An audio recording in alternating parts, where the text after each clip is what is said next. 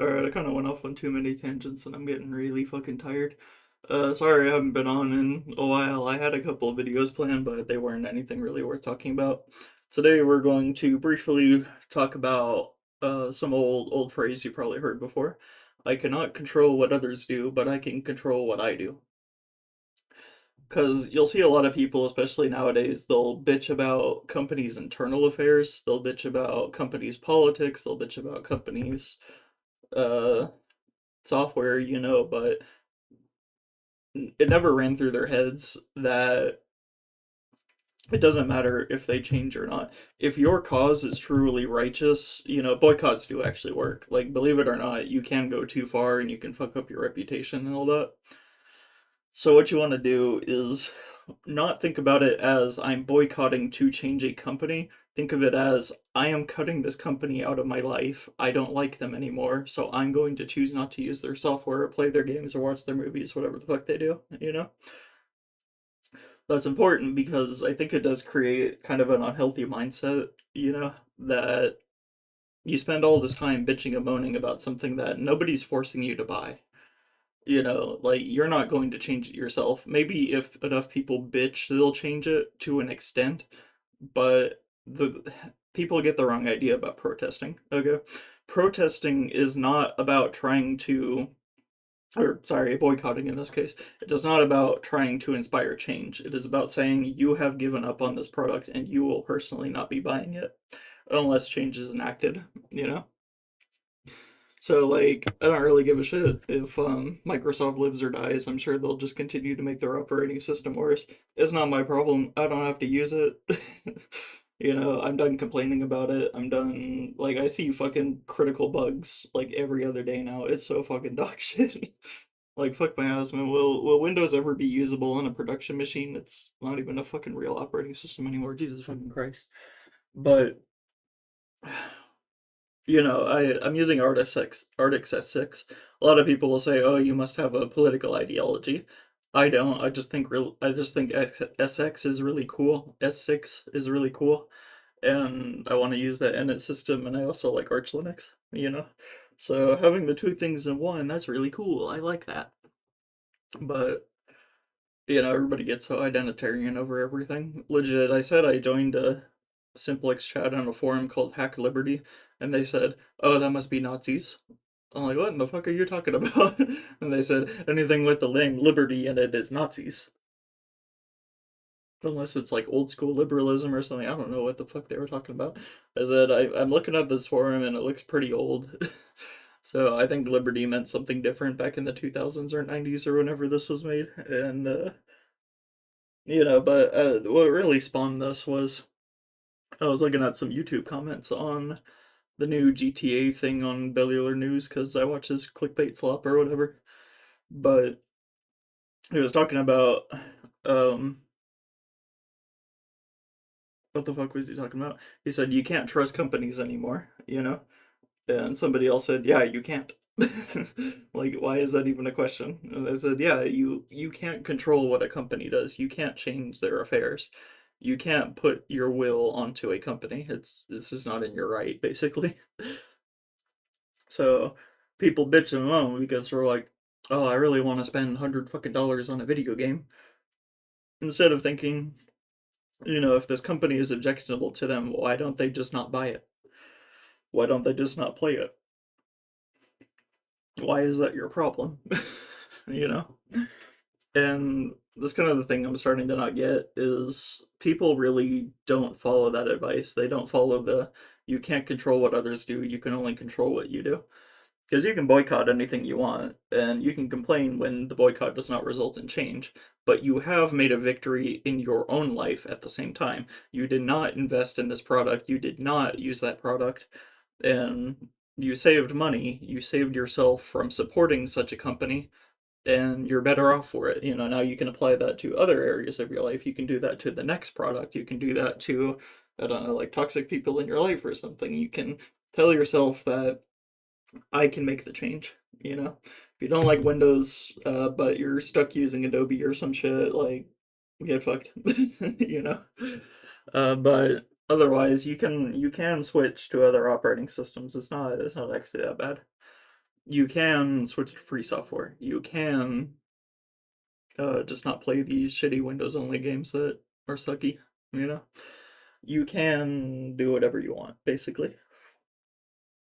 So, start thinking about that think about boycotting and protesting not as something you are trying to impose on others, but something you are trying to impose on yourself.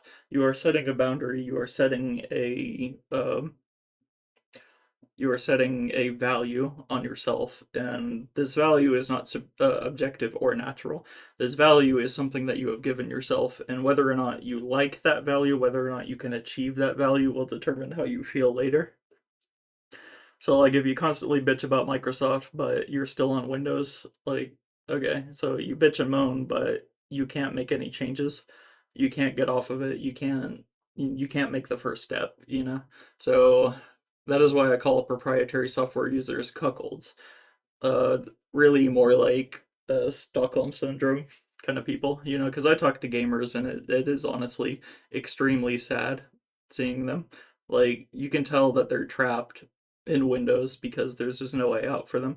They need their video games, they need their RGB lighting, they need their uh, fucking creative software or whatever to record their fucking YouTube channel or some shit. They need these shovelware drivers, they need the junk that comes with motherboards.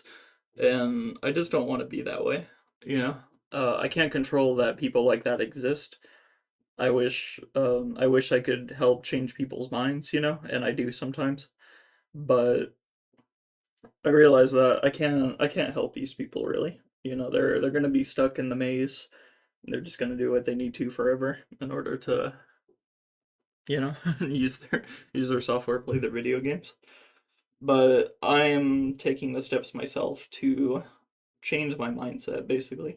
I am not trying to change the world around me. I am trying to change myself to have my own world, basically. Like, I want to have my own software suite. I want it to be something I agree with, something I like, something I feel good using. And yeah, I don't buy games from companies that I don't like. That's why I didn't pay for WoW. Somebody else paid for WoW. And yeah.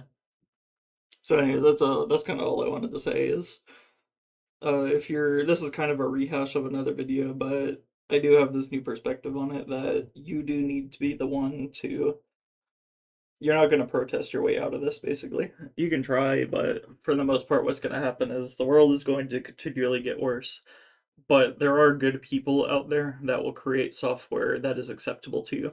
You just have to be the one to go out and look for it. You have to talk to people who use it. You have to become invested in this environment. You have to become motivated to change.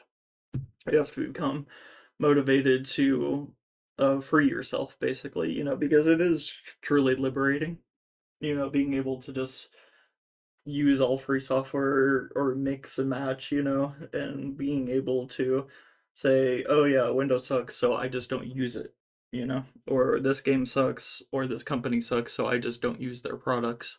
That's a that is a powerful place to be, I want to say. It's one that I strive to be at. I got rid of Discord, I got rid of all this other shit. And I did it because I wanted to become freer. I didn't like shackling myself to bad software. I didn't want to use it. I didn't want it to be part of my life. And to do that, I had to first make the change. I had to take that first step. I had to say, okay, I have a thing I want, and then I had to make plans to execute it.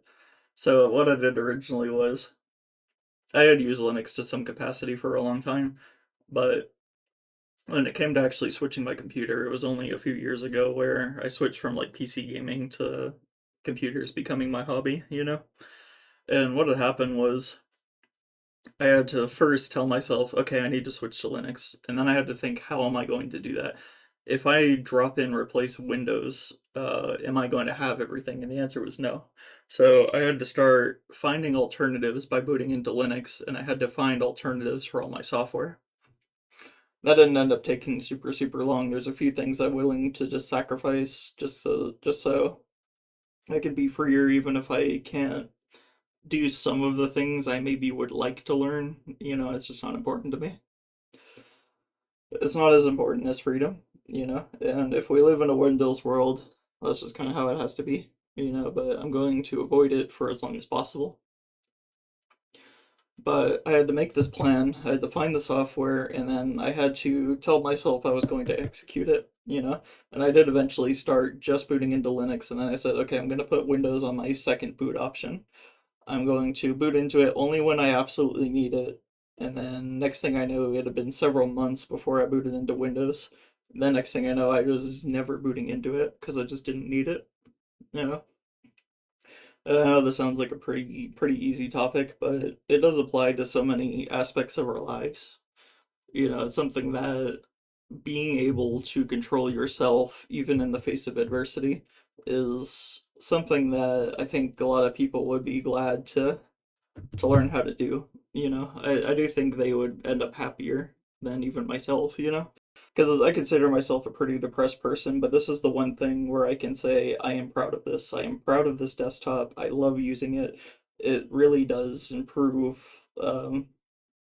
It does make me feel good to use Linux over Windows, and I do want people to experience that. I want them to see the world through my eyes, and say, yeah, it's kind of a struggle, but guess what? Windows is also a struggle. So, which struggle am I willing to go with in order to make my life better, To tell myself I don't have to complain about Windows anymore, or if I do, it's because I'm not using it and I am sad for other people. I do want people to enter this, like, I wouldn't call it enlightened, but I want them to experience the freedom that I do. Because I mean, that's so underrated. We always talk about the surveillance state and how, how we're being monitored by everybody, but we still have a Facebook account. We still got a Discord account. We still got fucking social media out the ass. Um, and it's not something I want to do. I don't want to be part of the surveillance state. Or if I am, it's a very limited capacity.